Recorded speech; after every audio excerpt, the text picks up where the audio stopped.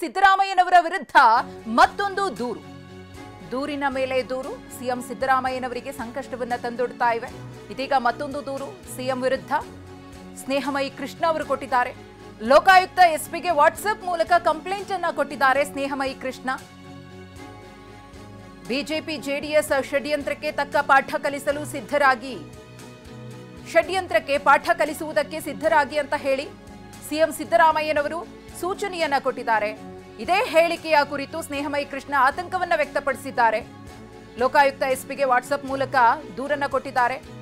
ಈ ಮಾತುಗಳಿಂದ ಪ್ರಚೋದನೆ ಆಗ್ತಾ ಇದೆ, ರಾಜ್ಯದ ಜನತೆಗೆ ಬಹಿರಂಗವಾಗಿ ಪ್ರಚೋದನೆಯನ್ನ ನೀಡುತ್ತಿದ್ದಾರೆ ಅಂತ ಹೇಳಿ ದೂರಿನಲ್ಲಿ ಉಲ್ಲೇಖ ಮಾಡಲಾಗಿದೆ.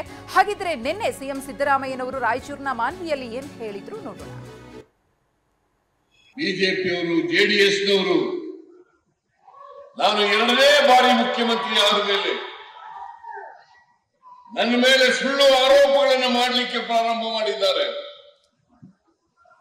ಸುಳ್ಳು ಆರೋಪಗಳನ್ನು ಮಾಡಿದ್ದಾರೆ.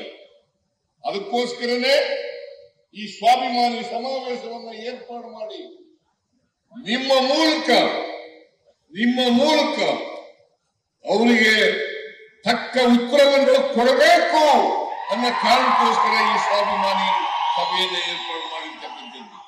ಎಷ್ಟು ಹತಾಶರಾದರು ಅಂತಂದ್ರೆ, ನನ್ನ ಹೆಂಡತಿ ಯಾವತ್ತೂ ಕೂಡ ರಾಜಕೀಯಕ್ಕೆ ಬಂದವಳಲ್ಲ, ಯಾವತ್ತೂ ಕೂಡ